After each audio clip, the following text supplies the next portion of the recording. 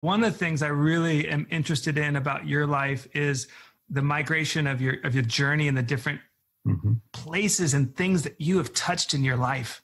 You've touched so many places, from, I think, Salvadorian or Guatemalan prison situations to working in the steel mills to being a vice presidential candidate to a gubernatorial candidate, which I did vote for you.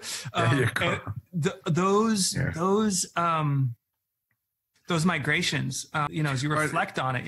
And I don't want to get too long on this, but I do want to say that migrations probably have to start with the Rarámuri people of Chihuahua, Mexico.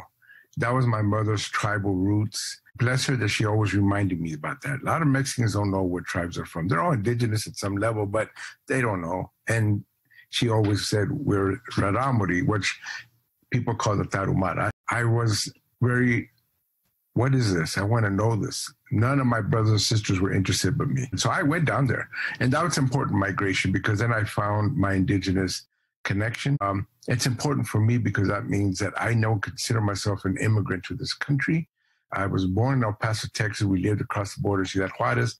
But as I say in one of my latest books, From Our Land to Our Land, my mother, when she had me born, went across the international bridge to El Paso, had me born. We went from our land to our land because the Chihuahua Desert, where the Rarámuri people live, encompasses parts of Texas, New Mexico, and of course the Chihuahua State, and I think part of Sonora.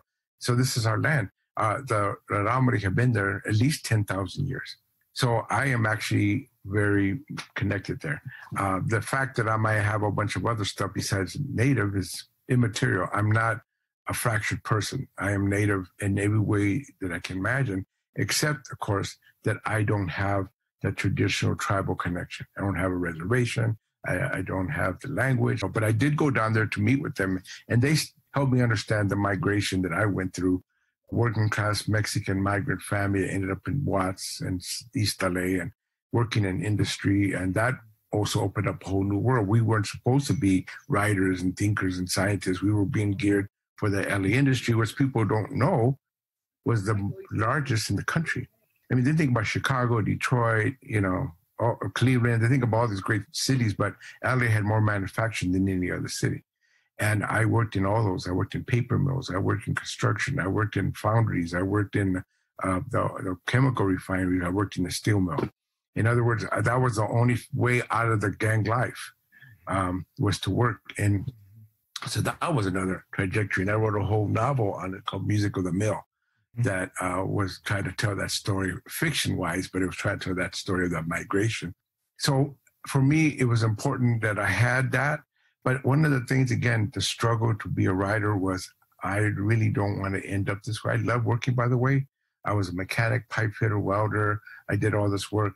I don't do any of it anymore. We hire plumbers, man. I can do plumbing in my house. I just don't do it. I was a carpenter for years. I can build things, but I just don't do it. I decided my world is going to be writing. And that became a journalist. That was the big struggle to me, become a journalist. And as you know, I did it in daily newspapers, weekly newspapers. I did it for magazines. I did it for news radio for many years.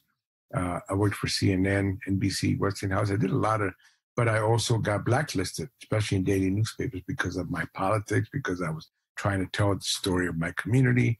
And it was, some people were very upset and I got blacklisted. I couldn't work in that industry after a while. So that's part of my story. One of the things I want to point out that I also, as a journalist, did freelancing. So my freelancing took me to Mexico and uprisings, the indigenous uprisings of Oaxaca and even Baja, where the Mixteco natives were enslaved in these tomato fields, and all the way to Nicaragua and Honduras, where there was a Contra war and the Sandinistas and the Contras, and the U.S. was involved by arming these Contras. And I got bombed twice there and had a 50 caliber bullet come at me. I was in the middle of war zone as a journalist, and I survived it all. I survived all the people that shot me when I was a kid. I survived all that. But all those experiences were helpful because then I began to realize the world that I was in.